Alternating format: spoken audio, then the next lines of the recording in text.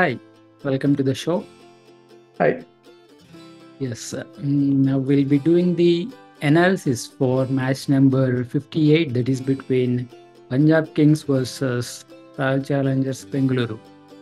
So ఈ match ధర్మశాలలో జరిగింది and toss Punjab గెలిచి బౌలింగ్ ఆఫ్ చేసుకోవడం జరిగింది.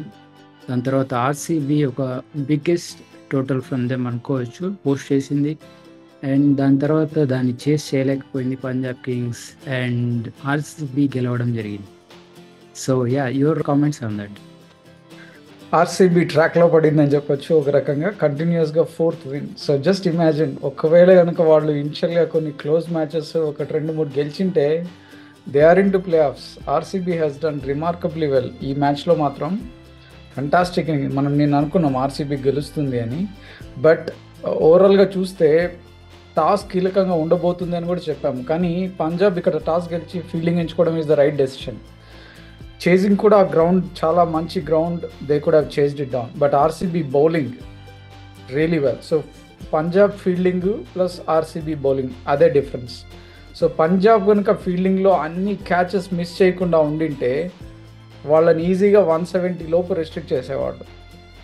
ఆ క్యాచెస్ అన్ని మిస్ చేయడం వల్ల ఆ స్కోరు 230, 240 కొట్టించారు. సో అక్కడే అయిపోయింది మ్యాచ్, అంతటితోటి క్లోజ్ అయింది. బికాజ్ 237 చేజ్ చేయడం అనేది అఫ్కోర్స్ పంజాబ్ ఆల్రెడీ చేజ్ చేసింది, బట్ ఈ మ్యాచ్లో ఏంటంటే ఆర్సీబీ నుండి బౌలింగ్ మాత్రం చాలా చాలా చాలా బాగా చేశారు బౌలింగ్. సో ఆ చేంజెస్ కూడా, క్యాప్టెన్సీ చేంజెస్ కానీ, especially Virat Kohli run out, wow, I think that is the game changer అని చెప్పొచ్చు. So that is the crucial wicket నన్ను అడిగితే. సో ఫెంటాస్టిక్ ఓవరాల్గా 2 ఇన్నింగ్సెస్లో కూడా. Yes, definitely.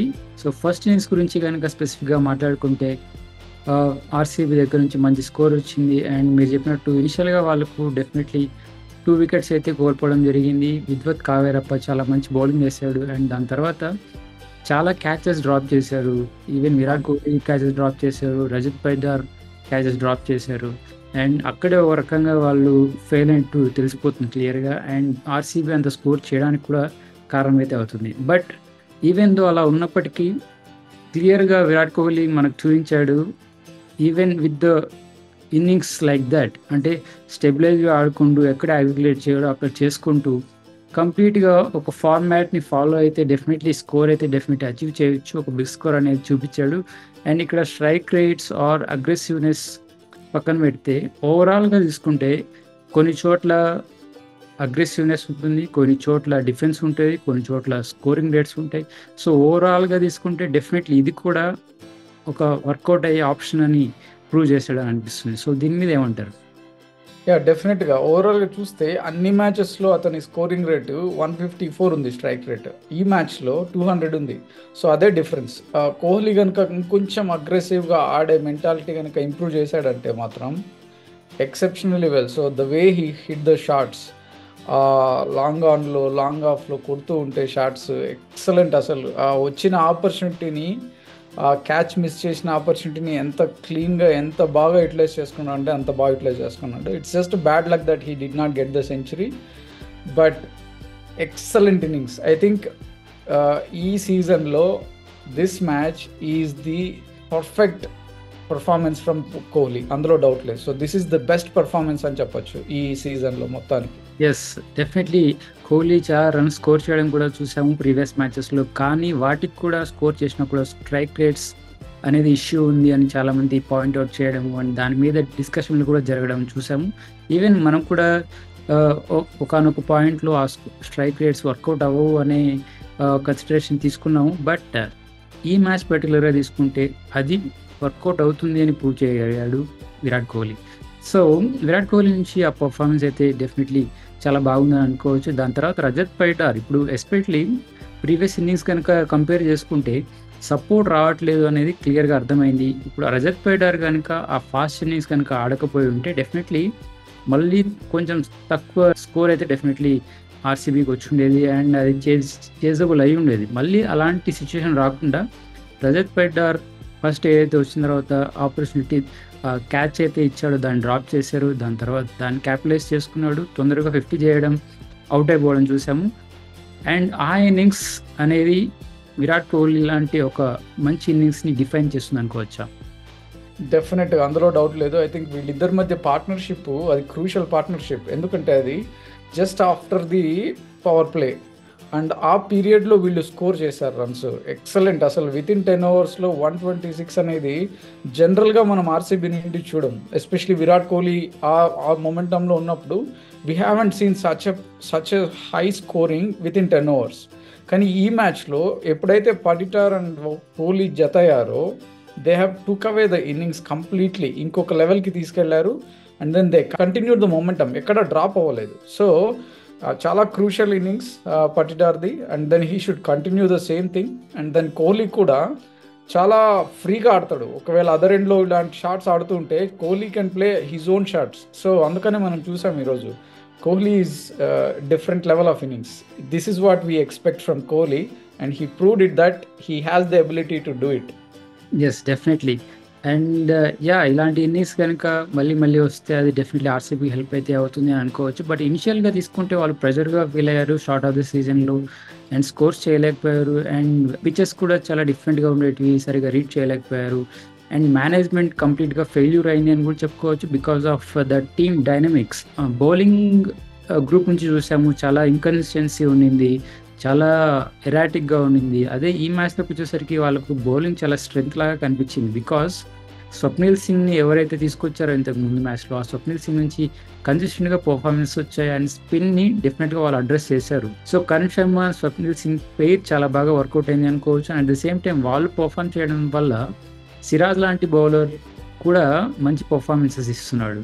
అండ్ దాంతో లాకీ ఫర్గ్యూసన్ లాంటి పేస్ జాయిన్ అవ్వడం అండ్ ఓవరాల్ తీసుకుంటే వాళ్ళ బౌలింగ్ కూడా చాలా డిఫరెంట్గా ఉంది అండ్ అన్నిటినీ అడ్రస్ చేశారు వాళ్ళు. డెఫినెట్గా చెప్పొచ్చు, అన్ని అడ్రస్ చేశారు. అందుకనే కంటిన్యూస్గా 4 మ్యాచెస్ విన్ అయ్యారు. So this is how it changes the game. ఒకవేళ జస్ట్ ఇమాజిన్, జస్ట్ 1-2 మ్యాచెస్ కనుక ఆర్సీబీ గెలిచుండింటే ఇంతకు ముందు they are like top team, అందులో డౌట్ లేదు. ఎస్పెషలీ సిరాజ్ పర్ఫార్మెన్స్ చూసాం. లాస్ట్ 3 మ్యాచెస్లో సిరాజ్ హ్యాస్ బీన్ ఎక్సెప్షనల్.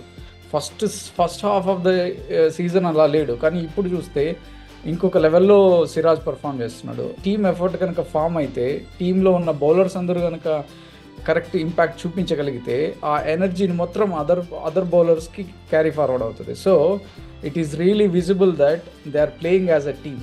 అంటే అదే కాదు, జస్ట్ విరాట్ కోహ్లీ ఆ ఫీల్డింగ్లో ఆ చేసిన రన్అట్ ఎక్సెప్షనల్. అది ఎక్కడో ఉంది, it's easy to basically. And then he made it just perfect. And just a fraction of second is also very important అని ఆ రన్అట్ ప్రూవ్ చేస్తుంది. సో truly team spirit, RCB has done really well and their fans are super happy. Yes, definitely ఆ ఫీల్డ్లో అలాంటి performances రావడంతో team moral మొత్తం Boost అవుతుంది అని అందరూ పర్ఫామ్ చేయాలని కోరుకుంటారు, అందరూ పర్ఫామ్ చేస్తారు కూడా. సో టీమ్ డైనమిక్స్ అనేటివి ఇలా వర్కౌట్ అవుతాయి అనేది అందరూ గ్రహించాల్సిన చేస్తున్న విషయం ఇక్కడ.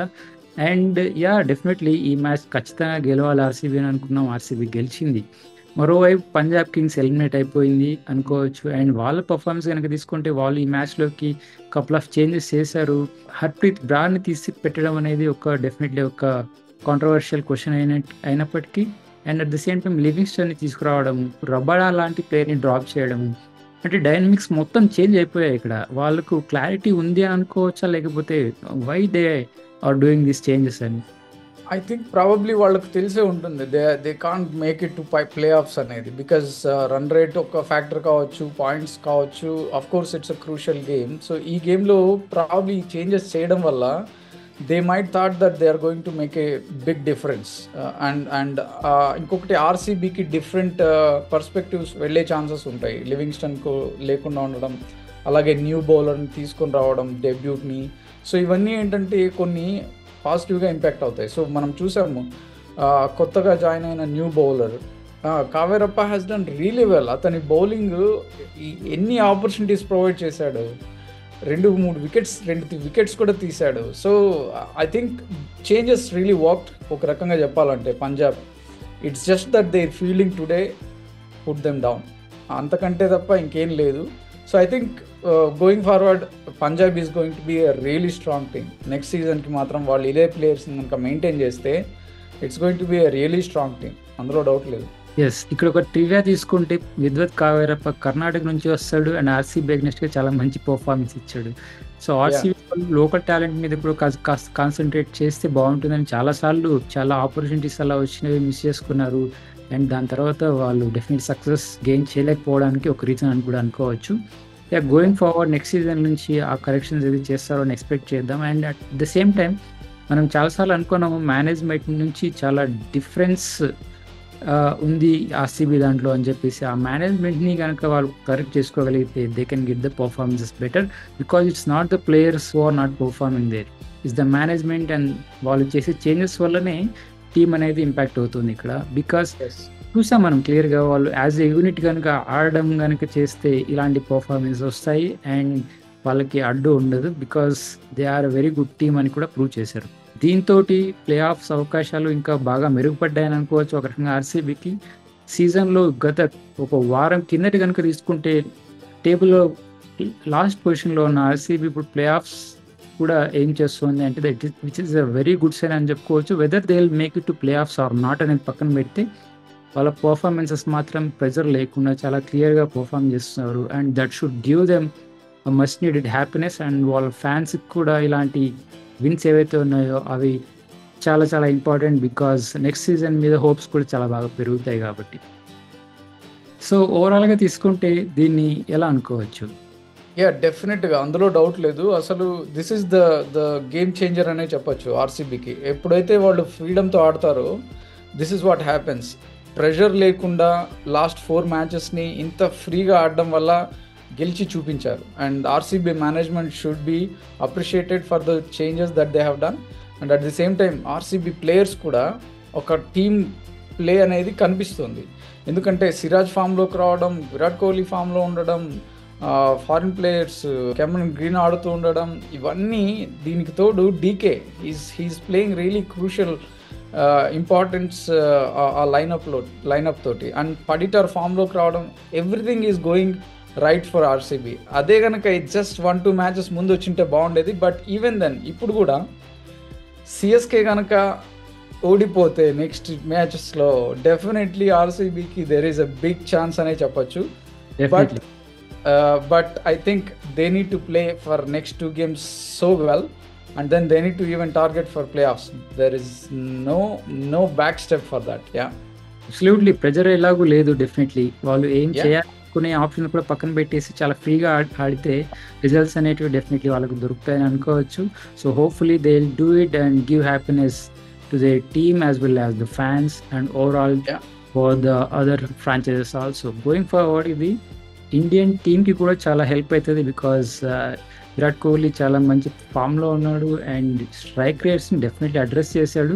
ఎవరైతే క్వెషన్ చేస్తున్నారో వాళ్ళకి. అండ్ దానికి తోడు సిరాజ్ కూడా ఫామ్‌లోకి రావడం అనేది చాలా చాలా ప్లస్ అవుతుంది ఇండియన్ టీమ్‌కి అని అనుకోవచ్చు. So, yes, that is analysis for this match. Thanks for joining. Thank you.